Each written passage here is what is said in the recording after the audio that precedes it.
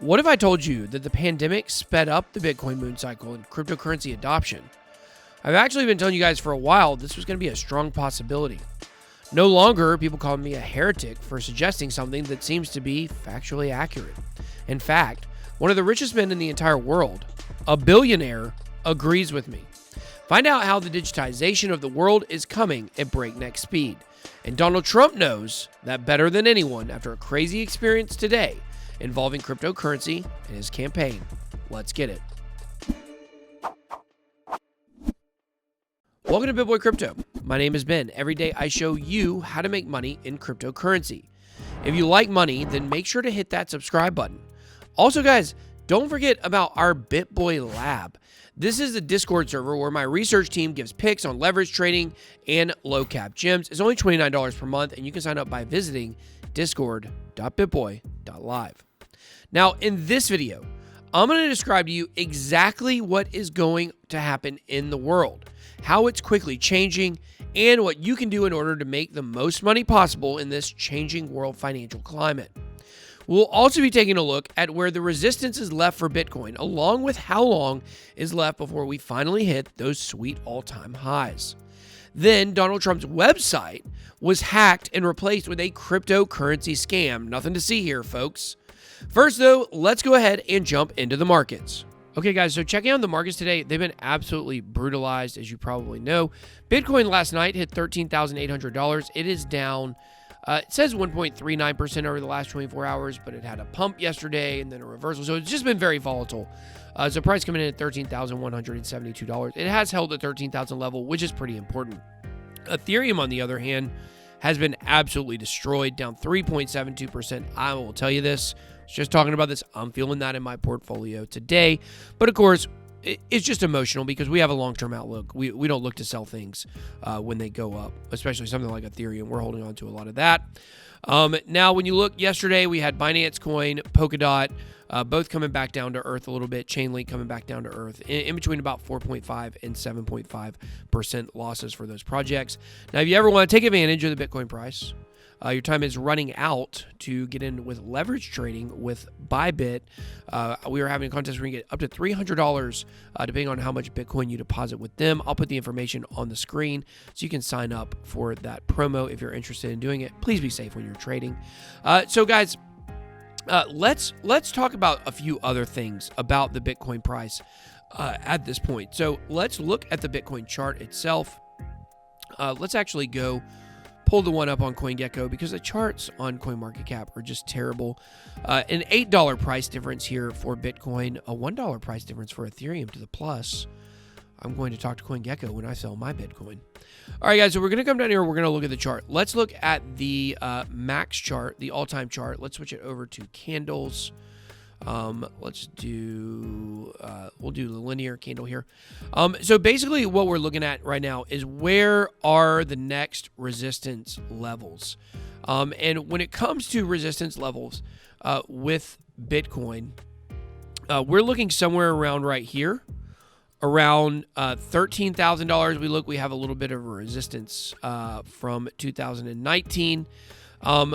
Raoul Pal says, according to Twitter, that there are literally only two resistances left, according to his chart. He has a resistance at about 14,000 and 20,000. So what he believes is once the price gets above 14,000, it's going straight to 20,000. That's great. He believes in $1 million Bitcoin. All that's good. I love it. I love it. I love it. I want this. What do I think? I think we were sold a bill of goods that the price of Bitcoin was going to go straight to 14,000 after it broke 12, especially after it broke 12.5. But we've been stuck around 13,000, which if you go back here and look at the CoinGecko chart, according to CoinGecko's, I'm not exactly sure. This is the weekly chart. The weekly chart, the resistance that we've now managed to turn into support is around $13,000. Kind of lines up with about where we're at right now, 13,021, according to the chart. So will we see Bitcoin move up? Will we see it move up through what Raoul Pal, a multimillionaire, is saying? I don't know. I feel like we've hit a lot of bumpy resistance levels, and I feel like we will continue to see resistance. I don't know if we're going to get that one huge pop over a few days. And here he does hashtag irresponsibly long. You guys remember to be safe with your trading. Don't be irresponsible. When you got $600 million, it is easy to be irresponsible. When you have $600, you can't afford to make one wrong move. So a big argument a lot of people say is, where is the new money coming from? Well, guys, we got institutional money. Look, here's a little bit about market cycles. People they get in at the wrong times, okay? But most people did not buy at 20,000. That's the narrative you hear. Most people bought somewhere in between 12 and 15,000. Bitcoin popped up from 15 up to 20 in just a couple of days and back down. So, of course, according to that weekly chart. So, people have now recovered from those losses from 3 years ago. Most people have. So, the Crypto Dog on Twitter, a good follow, he says, on the contrary, when this guy here, Zoinky, Coin Junkie, says, where do you think the value is coming from in this move? New money won't show up till 20K. That's not true. People recover their losses in between about 13 and 15, in my opinion. So the Crypto Dog, who's a good follow, says, on the contrary, new money is coming in. You can see this in the total. This is the total crypto cap. And it's been a very gradual rise. I mean, look at it. Look at this rise. And if you look over here, this would have been the DeFi crash or whatever you want to call it. But the new money is coming in at this point, guys. The market cap is heading back up, and it is a very slow and gradual move.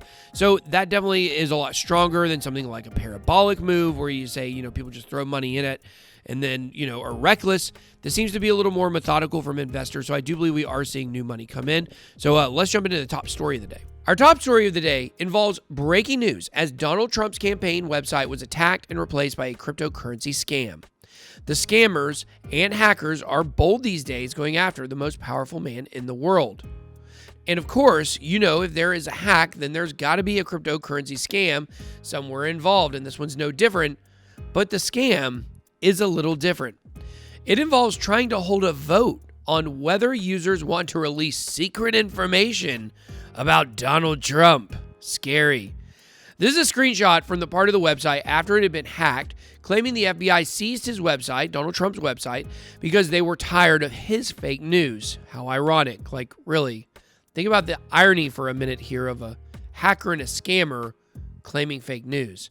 But this tweet included a photo that had all the data on it where people could send Monero to. But these scammers aren't the brightest crayons in the box, as they don't do a good job explaining to people what they want. Never on the website did it actually say people should send in money in the form of Monero.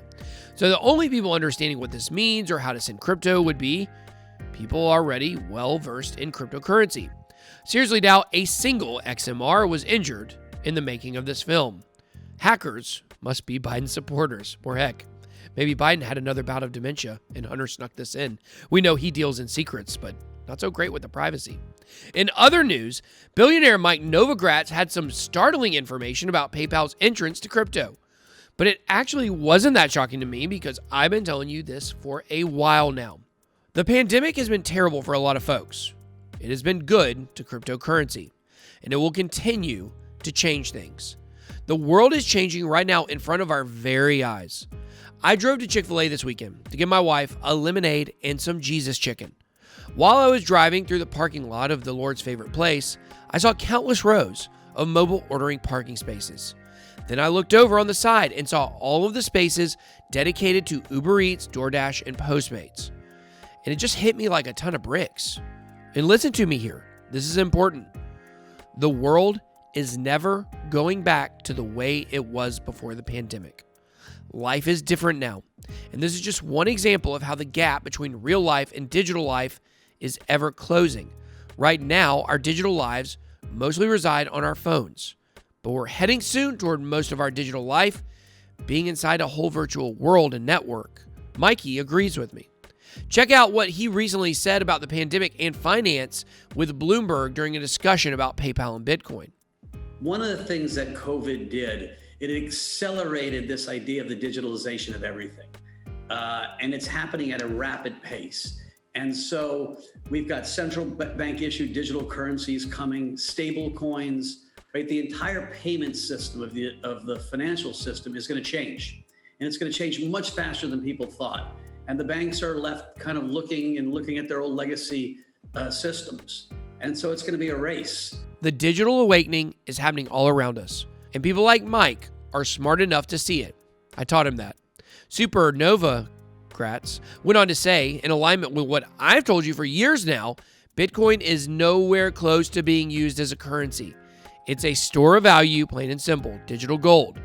And this is great for your wallets. Understanding what Bitcoin is and what drives its value is key for your moves in crypto. One thing to watch out for is looking for the first coin to actually be used widely as a currency. There could be big money there. But an interesting thing to think about, which I will actually have a full video on down the road, is could we actually see Bitcoin, not as the electronic cryptocurrency itself, but the asset to which the future digital payment solution will be pegged to? It's interesting territory. Lastly, we just covered a story by Visa yesterday about wanting to come into the world of cryptocurrency. Then today, we got news a former Visa exec is joining Crypto.com in order to open up Latin America to the Crypto.com ecosystem.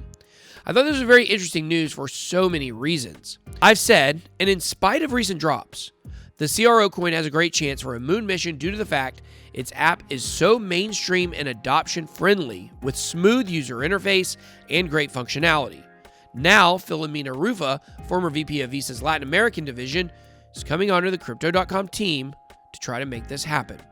We've seen Crypto.com turn away from just handing out money, staking income, and more importantly, profits to users in order to create a longer lasting business model that's actually profitable and sustainable. And ultimately, this will be better long-term for the price of CRO.